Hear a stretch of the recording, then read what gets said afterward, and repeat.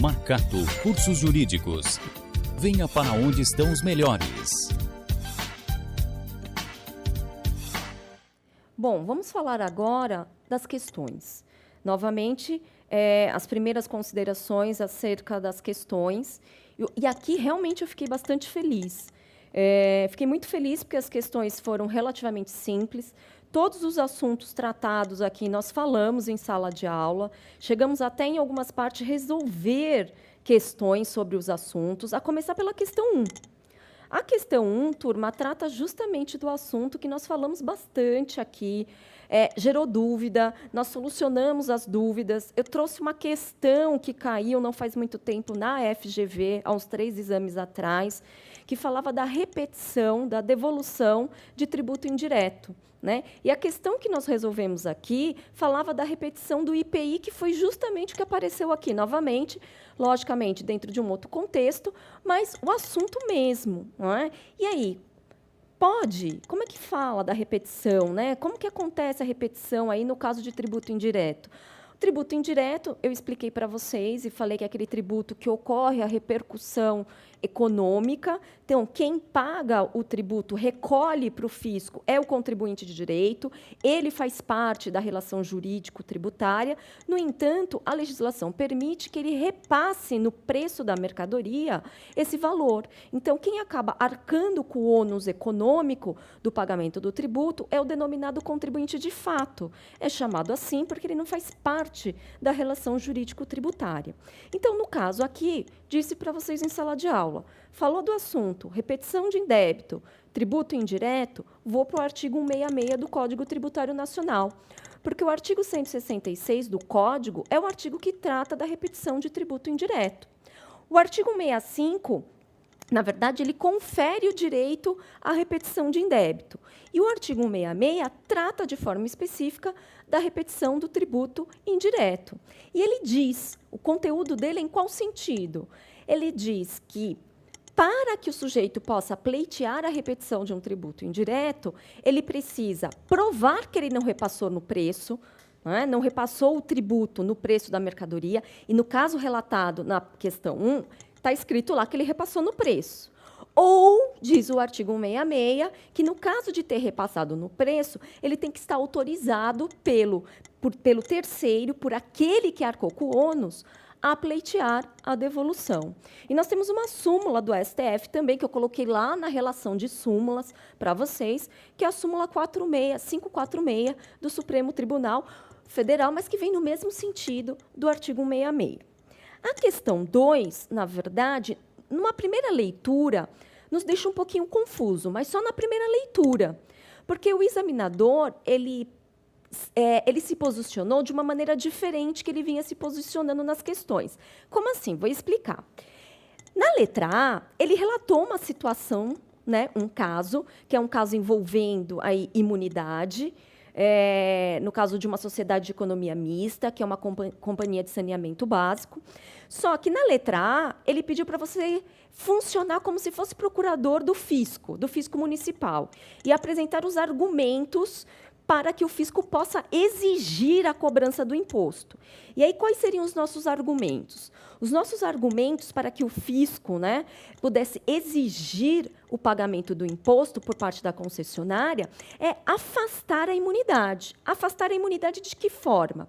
Usando o artigo 150, parágrafo 3º, que diz o seguinte, que o parágrafo 3º, ele diz que a imunidade recíproca prevista na letra A, ela não será estendida ao patrimônio, renda e serviços de entidades que estejam relacionadas com exploração de atividade econômica e que sejam normatizadas, regidas por normas aplicáveis ao direito privado. E daí, o que eu expliquei para vocês em sala de aula quando eu falei disso? Falou atividade econômica? Vou lá para o artigo 170, que abre o assunto da ordem econômica, e aí caminhei com vocês, porque caiu na última prova, o artigo 173, no parágrafo 2º, que diz que sociedade de economia mista e empresa pública não podem gozar de benefícios fiscais que não sejam aplicáveis também as outras entidades que atuem no mesmo ramo. Então, estes seriam as primeiras considerações no que tange aos argumentos que seriam apresentados pelo fisco. Na letra B, ele pediu o contrário, que você mudasse de lado e defendesse a companhia de saneamento básico, então defendesse a imunidade, ela gozar da imunidade. E daí nós iríamos utilizar o entendimento do Supremo Tribunal Federal, que eu estudei aqui com vocês também, que ele diz o seguinte: qual que é o entendimento pacífico no âmbito do Supremo Tribunal Federal? Que empresa pública e sociedade de economia mista também gozarão da imunidade recíproca, prevista no artigo 150, inciso 6, letra A da Constituição Federal, desde que prestem serviços de natureza pública, estendidos a toda a população, que é o caso aí da Companhia de Saneamento Básico. Ela presta um serviço, saneamento básico, que é um serviço de natureza pública, pois é estendido a toda a população. É de interesse essencial a toda a população. Então, nessa questão, ele pediu para você atuar como advogado do diabo, de um lado e de outro. Primeiro defendendo o fisco municipal e depois muda de lado e defende a Companhia de Saneamento Básico. Na questão 3, uma questão também que me pareceu bastante simples, envolve Constituição Federal. Eu tratei com vocês dentro da aula de função da lei complementar, princípio da legalidade, o artigo 146, que eu coloquei no quadro quando eu estudei com vocês, ele diz que cabe, é função da lei complementar, definir, dispor sobre o aspecto quantitativo, a base de cálculo do tributo. Tanto é verdade que, no que tange ao ICMS, que era o imposto mencionado na questão 3, quem trata da base de cálculo é a Lei Complementar 87/96, que em sala de aula eu abri a Lei Complementar com vocês e mostrei, olha, a partir do artigo 13 da Lei Complementar, começa a tratar do assunto base de cálculo do ICMS. Então, base de cálculo é função da lei complementar. E daí, turma, tinha até uma súmula, que é a súmula 457 do STJ, que diz que realmente descontos incondicionais não farão parte da base de cálculo aí do ICMS.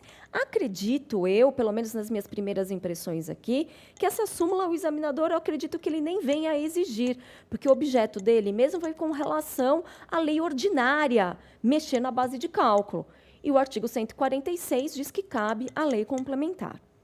E a última questão, a questão 4, na verdade, envolvendo taxa, e aí aquilo que eu comentei com vocês. Falou de taxa? Tenho 2 tipos de taxa. Taxa de fiscalização, taxa de serviço. Não é taxa de fiscalização, é taxa de serviço, e se é taxa de serviço, artigo 145, inciso 2 da Constituição, diz que o serviço tem que ser específico e divisível. Artigo 79 do Código Tributário Nacional define, estudamos isso em sala, o que é um serviço específico e divisível. Então, para que o ente possa instituir taxa, precisa o serviço ser específico e divisível, que não é o caso da taxa em questão, a taxa de instalação. Tudo bem? Então, turma, essas são as minhas primeiras considerações, minhas primeiras impressões. Reitero as minhas palavras da primeira parte, quando eu comentei sobre a peça. Se você não colocou exatamente, não escreveu exatamente o que eu disse aqui, calma, não é o momento ainda de entrar em pânico, tá? Vamos aguardar a OAB divulgar ainda o seu padrão de resposta e depois temos outras coisas a conversar lá para frente, tudo bem? Por enquanto, ficamos por aqui e espero aí retorno de vocês por parte dos e-mails. Até breve.